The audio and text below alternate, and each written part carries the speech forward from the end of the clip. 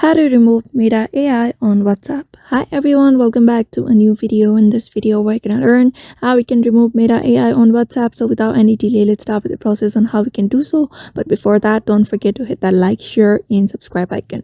So unfortunately, MetaAI is not available on my reason, but if you have that feature available and if you want to remove it, these are the steps you may follow in order to do so. So what you're gonna do is simply tap on the three dot. After tapping on it, tap on settings, and you're just gonna go to chats. After going to chats, you're just gonna go on with chat backup. Just tap on chat backup and back up all of the chats that you have on your WhatsApp.